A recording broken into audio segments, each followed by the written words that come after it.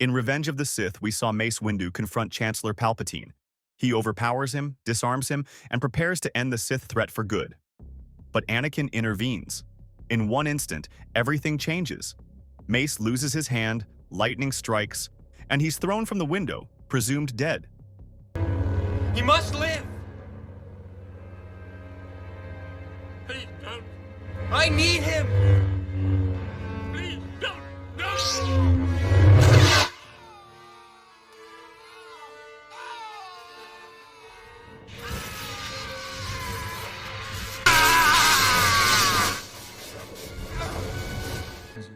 That moment shatters the Jedi Order.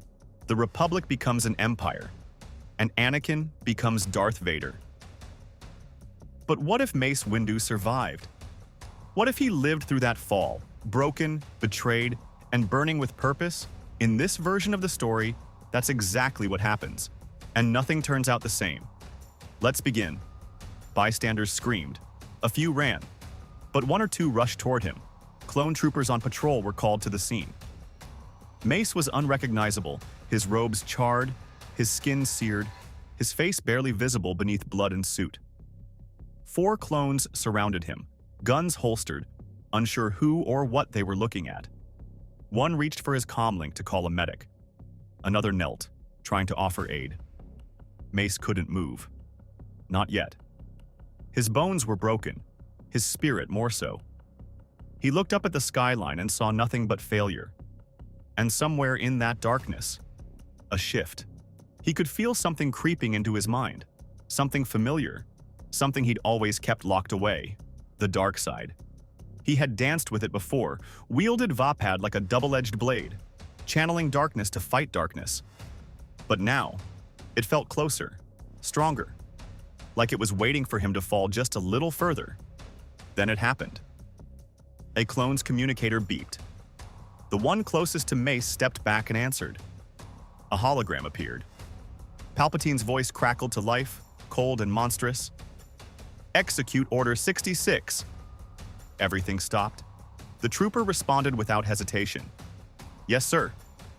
And then, he raised his blaster to Mace's head. But Mace was faster. Without thinking, without mercy, he reached out with the force. Not with calm, not with balance, with raw fury. With pain. The 2 clones froze mid-motion. Their eyes widened as their bodies began to shake. Their armor cracked. The sound of their screams echoed off the alley walls, rising in pitch before cutting to silence. They dropped. Lifeless. Mace slumped back, breathing ragged, one hand missing, the other trembling. He didn't weep. He just listened. Across the stars, he could feel it. The cries of the Jedi, the silence that followed. The Force felt broken, scarred. He couldn't go back. Not now. The temple was already burning, and so, without a word, he slipped into the shadows. He found a cargo ship loading supplies off-world. No one questioned the half-dead man limping into the hold. No one looked twice. The ship launched into the void, carrying Mace Windu away from the only world he'd ever known. And no one even knew he'd survived. Months passed. The planet he landed on was nameless. Outer Rim, covered in jungle and silence. The locals spoke in half-muttered languages, eyes darting to the treetops like something was always watching. Mace didn't care. He didn't come for peace. He came to disappear. His wounds healed slowly, but something inside didn't. He wandered the wilderness, alone, silent, and haunted. Every night he dreamed of blue blades and red lightning, of Anakin's face, of the moment the Jedi fell, and of something else, a figure, distant, shrouded, watching.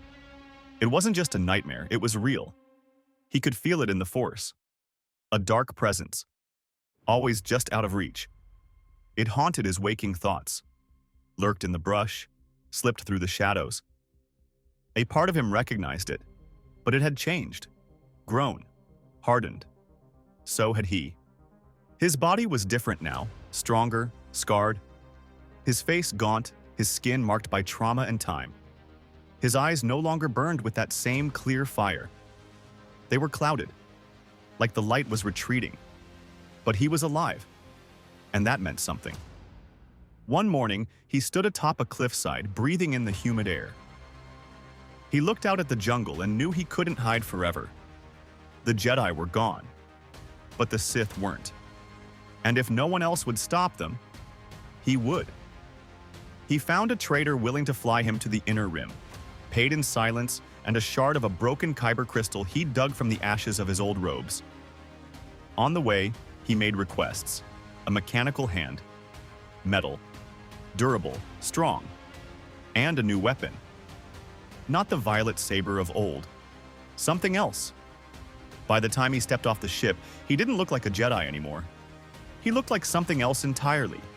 He found an Imperial base, not a large one, just a checkpoint station on a border world. Freshly painted stormtrooper armor, Imperial banners hanging like new curtains over old blood.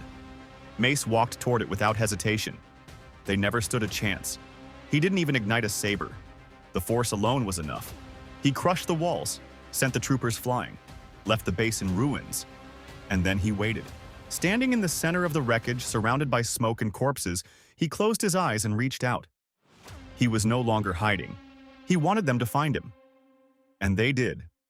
A shuttle arrived. Sleek, black, unfamiliar. The Grand Inquisitor stepped out, flanked by soldiers who didn't last long. He wasn't there to talk. He recognized Mace instantly, though it took a second. The face was different, harder. But the rage, that hadn't changed. The Inquisitor took a step back, then another. His voice cracked. "Master? Windu?" Mace didn't answer. He raised his hand. The Inquisitor froze in place. His saber flew from his back to Mace's palm. "I found what I came for," Mace said. "Now tell me where your master is." The Inquisitor trembled. "I don't know where the Emperor is," Mace's voice thundered. "Not him. The Dark Man. The one with the mask." "Vader," the Inquisitor whispered. Mace stepped forward, the saber igniting with a hiss. "You will take me to him." The ship lifted off moments later, course set for the edge of the Outer Rim. The trap had been set, and Darth Vader was on his way. The shuttle glided like a shadow, silent, sleek, full of dread. And inside, Mace Windu stood perfectly still. The Inquisitor, what was left of him, sat slumped in the corner, unconscious, bound by force pressure alone. His chest rose and fell like a man having a nightmare he couldn't wake from. Mace didn't care if he did. He was focused on one thing: the pull.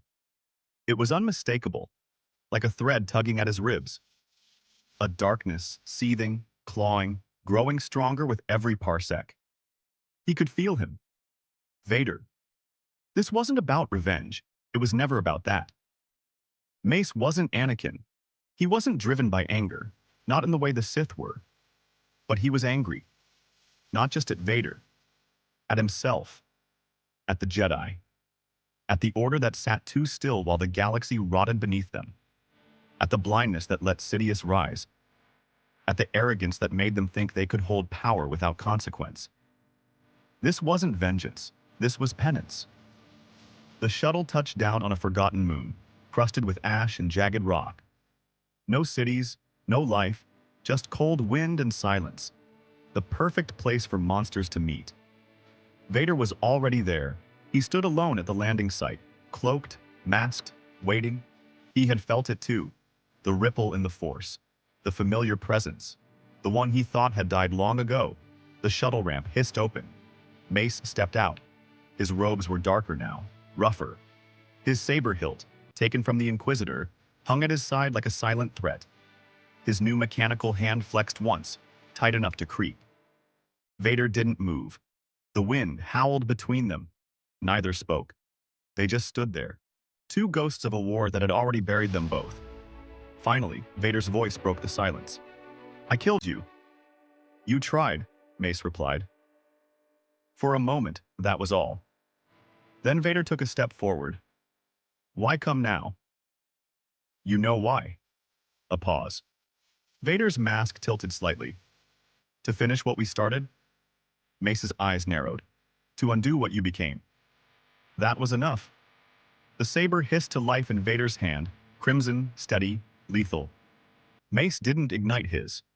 Not yet. You threw away everything, Mace said. The Council believed in you. I believed in you. And you handed it all to a liar. You were weak, Vader growled. All of you. Sitting in temples while the galaxy screamed. He gave me power. Purpose. He gave you chains. You call this chains? Vader spat. I ended the war. I brought peace. You slaughtered children, Mace snapped, voice cracking with fury. Peace built on fear isn't peace. It's control. Vader's saber twitched. You're just afraid I was right. I'm not afraid, Mace said quietly. I'm disappointed. And that somehow cut deeper. Vader lunged. The red blade came down like a guillotine, sizzling through the air. But Mace was already moving. His saber snapped to life, bright and blue, stolen but precise. They clashed with a thunder that echoed off stone and sky. It wasn't elegant, it wasn't graceful, it was brutal. Every blow Vader threw was fueled by fire. Every movement Mace countered with calculation. He didn't fight like a Jedi anymore. He fought like a survivor. They tore across the plateau, blades spinning, sparks flying. The ground cracked beneath their feet. Mace ducked a saber sweep, slammed a fist into Vader's chest plate, then followed with a vicious kick to the ribs. Vader staggered, but came back harder. Their powers shook the mountain. Chunks of rock lifted into the air as the force exploded between them. Mace flung a boulder. Vader sliced it in two. Vader hurled lightning. Mace caught it with his metal hand and turned it back in a blast of heat. But it wasn't just the fight. It was what lay beneath it. Mace was watching, studying, feeling. He could sense the conflict still buried in Vader's core. The shards of Anakin Skywalker still gasping for breath beneath the armor. A flicker, a whisper, but fading. And Vader could feel it too. That Mace had changed. Not into a Sith, not quite, but into something neither Jedi nor monster, something dangerous. You're falling, Vader snarled between strikes. You think you're better than me, but you're not. You use your anger, you like it. Mace blocked a blow and slammed his saber down so hard it bent Vader's knees. I don't like it, he growled. I need it. They locked blades, inches apart, breathing hard, steam rising from the ground around them. You don't know how to stop me, Vader said. I don't have to stop you, Mace replied. I just have to outlast what's left of you. And then he let go. Of the fight, of the anger, of the control. And he let the Force speak. Not the light, not the dark, just balance. The ground beneath them pulsed. For a second, even Vader stumbled. His saber flickered, his footing slipped. And in that moment of perfect stillness, Mace struck. He didn't kill, he disarmed. His saber sliced across Vader's wrist, clean, quick, final. The red blade dropped to the ground, hissing.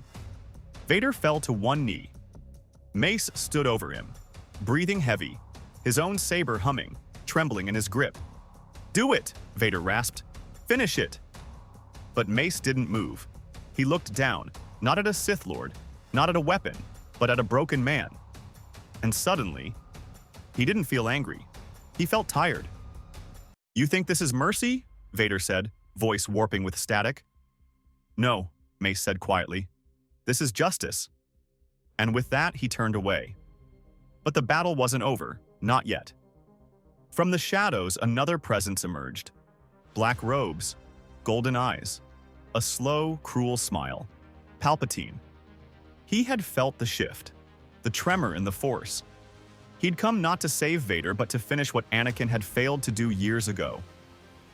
You always were stubborn, the Emperor sneered. Mace's heart thudded. He ignited his saber again. I survived you once, he said. I'll do it again. But Palpatine didn't attack. He watched. And then, he raised a hand. Vader screamed. Lightning, not aimed at Mace, but at him. The Emperor poured electricity into Vader's body like a punishment, like betrayal repaid. You failed me, Palpatine hissed. You let him live. Mace stepped between them. Then let's finish this. The lightning came. But Mace was ready this time. He grounded himself in the Force, not through anger, not through fear, but through purpose. He absorbed the energy, step by step, pushing through the pain, blade held steady. Palpatine's face twisted. It was happening again. The same way it had all those years ago, only this time, no windows, no tricks, no Skywalker to stop it. Just two warriors, and a reckoning. And as Mace closed the distance, his saber raised, Palpatine vanished. A shadow fleeing into shadow. Gone. Silence returned. Mace looked down. Vader lay on the ground, still twitching, and something in the air shifted. The Force was breathing again, but this wasn't over, not even close. The dust hadn't even settled. The wind swept across the scorched plateau, whispering through the ashes of a battle that no one would ever speak of. Not in the HoloNet, not in the Senate chambers, not even among the rebellion, because no one knew it happened. Mace Windu stood alone beneath a gray sky. His saber still hummed quietly at his side, but his grip had loosened. His body ached, burns, bruises, fractures, but he didn't feel any of it. Not really. What he felt was disappointment. Not in Vader, not even in Palpatine. In the Force. The same Force he'd sworn his life to. The one he had trusted to guide him, protect him, reward sacrifice with justice. But now, he wasn't so sure. Because this lonely battlefield, this broken former Jedi, this half-dead Sith, wasn't what peace looked like. Vader lay crumpled nearby. One arm gone, sparks dancing at the shoulder. His chest plate had been fractured, his breathing ragged. He wasn't moving, but he was alive. And maybe that was punishment enough. Mace turned away from him, looked to the sky. He could still feel Palpatine's echo in the wind. The Sith wasn't dead. Not yet. But he had run. The invincible tyrant, afraid. That counted for something. He didn't leave Vader behind. He couldn't. That's what the old Mace Windu might have done, left a threat to die in the dirt. But not now. Not after everything. Not after seeing the last glimmer of humanity still trapped inside that mask. So he picked him up, struggled under the weight of armor and failure, and vanished into the galaxy again. They went underground. There was nowhere else to go. The Empire still ruled. The Jedi were still gone. The war raged on in whispers and back alleys, among smugglers, freedom fighters, ghosts of the old world. Mace didn't join the rebellion, not at first. He didn't trust them. They were brave, yes, noble, but naive. He'd seen where that path led. He needed something different, something colder, something that worked. So he built it. Not an army. A network. He called it the Ashes, not Jedi, not Sith, but Force-sensitive survivors who had no place in the New Order. Lost Padawans. Failed Inquisitors. Children hidden since birth. Broken, yes, but not beaten. He trained them, not to be warriors, to be witnesses, to remember what the galaxy forgot, to document every corruption, every betrayal, every lie sold as truth. The Empire worked in shadows. So would they. They operated in silence, slipping through systems, gathering intel, dismantling the Empire's supply chains one thread at a time. Some died. Some vanished. But the ashes grew, quietly, like roots under cracked stone. And Vader? He was different. Mace didn't trust him. Not fully. But he saw something in the broken man behind the mask. Regret. Guilt. Not redemption, but the desire for it. And for years, that was enough. Vader stayed hidden, his face never seen. He wore a new mask, not the gleaming terror of the Empire, but a dull, hand-forged one. No cape, no title. Just a man with a voice that rarely spoke. He never asked for forgiveness. He never got it. But he followed. Together, they worked in the cracks between the battles. The Jedi couldn't return, not in the way they were. That temple had already burned. So Mace started something new. Years passed. The galaxy changed. The rebellion rose louder. The Death Star fell. The name Skywalker returned to the stars. And then, one day, a tremor hit the Force like a tidal wave. Mace felt it in his bones. Palpatine was dead, and Anakin Skywalker was gone. Not the Vader he'd dragged across a battlefield. The boy who had once knelt before the Council. The one he'd said was too dangerous to be trained. The one who had proved him right in every way and wrong in one. Because in the end, Anakin had done what Mace never could. He ended it by saving his son and dying for it. Mace didn't cry when he heard the news. He just sat for a long time beneath a quiet sky, looking at the lights overhead, remembering 1,000 things he never said, 1,000 mistakes he couldn't take back. He wasn't part of the victory celebration. He wasn't in the medal ceremony or the debriefs or the statues. But his work wasn't done, because the galaxy still didn't understand what it lost when the Jedi fell, and what it risked if the same mistakes were made again. The years that followed weren't peaceful. Not really. Power shifts never are. The New Republic was flawed, slower, smaller, more uncertain than its founders had hoped. But it was better than what came before. Still, shadows lingered. So Mace traveled. Old now, slower, but focused. He visited the ruins of the Jedi Temple. He walked through broken halls where children once trained, saw the scorch marks on the walls, felt the echoes of screams still carved into stone. And he did not rebuild. He let the ruins stand. A warning. A truth. He placed no throne, no council, no holocrons of his own. He simply carved 3 words into the marble of the atrium, one for every pillar of the Force he still believed in. Balance, vigilance, mercy. And then, he vanished again. Some say he died quietly on a forgotten world. Others claim he still watches, hidden among stars, guarding the Force from afar. There are whispers that he trained others in secret. Not Jedi, not Sith, but something in between. Some even believe he watched Luke Skywalker from the shadows, not interfering, just ensuring that this time, the galaxy learned to save itself. No one knows for sure, but the Force remembers. And the galaxy still echoes with the storm he survived. What if Mace Windu survived? Maybe the Jedi wouldn't return with glory or titles. Maybe peace wouldn't come loud. Maybe it would come quietly, in shadows, in silence, in sacrifice. Because survival isn't the end. It's the beginning of something harder. And Mace Windu? He wasn't just a warrior. He was the Jedi the galaxy had to become, whether it was ready or not. If you enjoyed this alternative timeline, make sure to hit that like button and subscribe for more Star Wars stories. And may the Force be with you.